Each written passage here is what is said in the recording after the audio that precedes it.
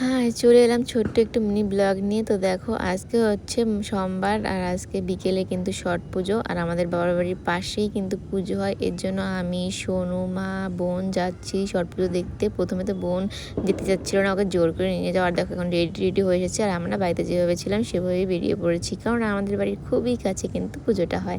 তো দেখো চলে এসেছি আমরা। দেখি এখনো সবাই পৌঁছাইনি, মানে আমরা কতটা আগে চলে এসেছি। আমরা 3টা থেকে 3:30টার দিকে বেরিয়েছি।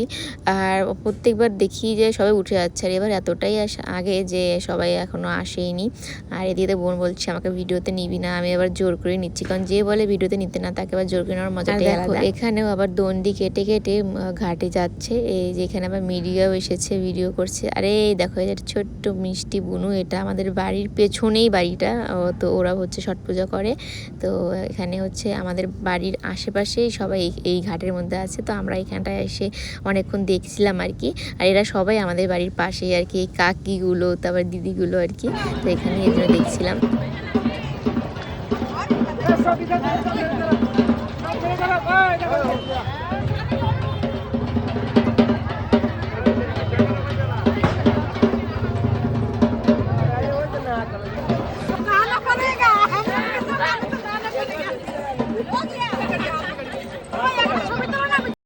তো এখন হচ্ছে ঘাট থেকে এরা উঠে পড়বে, এই জন্য সমস্ত জিনিসগুলো আর কি উঠিয়ে নিচ্ছে। তো আমরাও এখন চলে যাব। তার আগে সোনুকে হচ্ছে এখান থেকে বুন্দিয়া কিনে দিল, সোনুর মানিও নিল। আর ওইখানে একটা পাশের বাড়ি বুনু আবার হাওয়াই মিঠাই নিল। তারপর বাড়িতে চলে আসার এখানে দেখো রাত্রেবেলা আমি হচ্ছে বোনকে সমস্ত সবজিগুলো কেটে দিলাম। বাঁধাকপির ঘন্ট আর হচ্ছে টমাটোমের ঝাল হবে।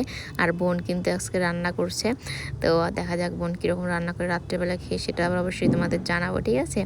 আর মা, সোনু, বাবা গেছে হচ্ছে আমাদের কালী মন্দিরে কীর্তনে। তো চলো আজকে মিনি ব্লগটা এই পর্যন্তই। ভালো লাগলে অবশ্যই একটা লাইক করো, আর দেখা হবে নতুন একটি ব্লগে। সবাই ভালো থেকে সুস্থ থেকো, টাটা।